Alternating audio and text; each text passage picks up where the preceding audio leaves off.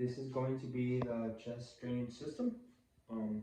First and foremost, before you actually go into the patient's room, you want to go ahead and get your new chest water sewer chest drainage. So what you want to do is, before you open it, you go ahead and check the packaging, make sure the packaging is good. Once you get it out of your packaging, there's going to be a little piece of plastic that sticks out, so it's balanced. You want to go ahead and sit on the floor. You want to go ahead and have normal saline or sterile water. You want to go ahead and do your 3 checks on this. For this one, for the water sewer drainage, it's going to come with a little plug here that you have to undo, so you can feel the suction chamber. I'm sorry. So you would get your normal saline or sterile water, and you would drop it in there up into the negative 20 mark. As for your water sewer drainage, it's going to come with a little cone like this, and what you want to do is you want to go ahead and close the line. You will close it, fill up the cone. Once it's filled up, you want to go ahead and open it, and you want to go ahead and make sure everything falls down, and that's how you fill the water seal drainage. With the water seal drainage, you want to make sure that you just see tidally. You don't want to see bubbling. And with the suction chamber, you want to see continuous ventilating hallway. After you've put the normal saline or the sterile water, you can go ahead and get rid of the cone, because you're ready. And that is, your water seal drainage system is ready to go to the patient's bedside. As for the dry suction chamber, for the dry suction chest drainage, it's going to be the same concepts, except with this one, you're going to control the tidally with the little bezel that comes on the side. It's going to come preset already to negative 20. If the physician wants up to negative 40, or the physician wants less to negative 10, then you can just move it around the little knob.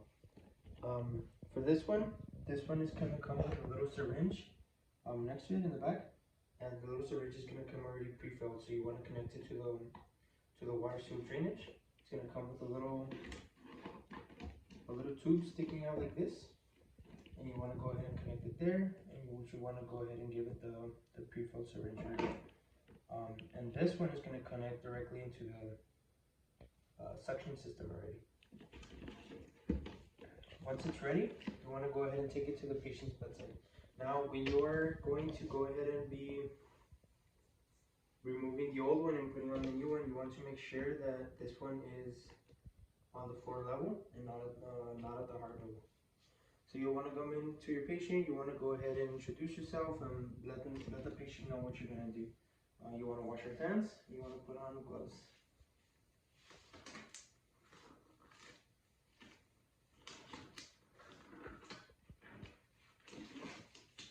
The first thing you want to do is you want to go ahead and assess the site of the chest tube insertion.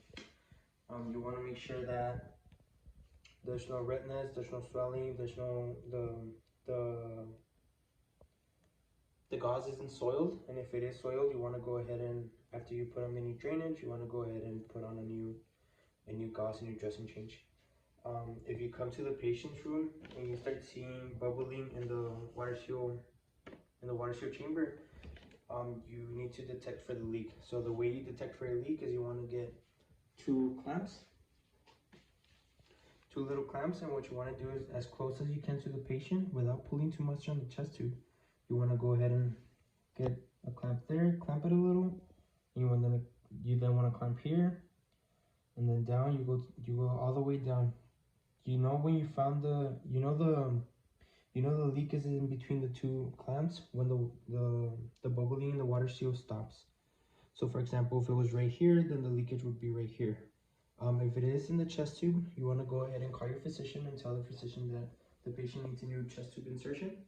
If it is in the water seal drainage system, what you can do is you can go ahead and get rid of the old one and then just put a new one. But you do have to contact your physician and let him know what is happening with your patient and why you put a new drainage system. Now, to connect it, as I mentioned before, you have to make sure that this is at ground level, right next to the other one. For viewing purposes, I'm just going to put it here.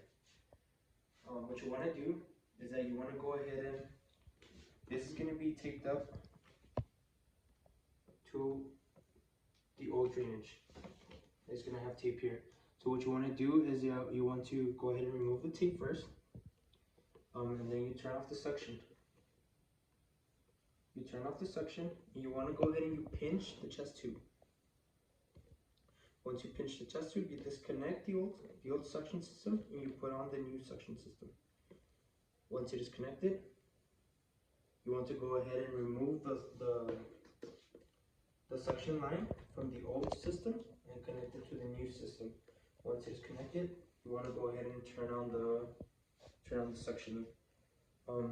Once the suction unit is going, you want to go ahead and make sure and come back and tape this so it doesn't move. And that is to put on a drainage system. If you see that the bubbling is too much on the suction chamber, you want to go ahead and tighten it down.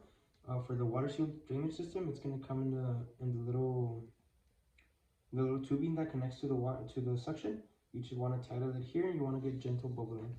As for the dry suction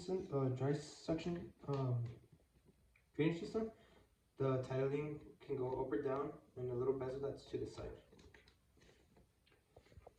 As mentioned before, for a dressing change, what you could do is that if you see you only want to change it when it's visibly soiled, or there's something wrong with it. You don't want to be changing this too often.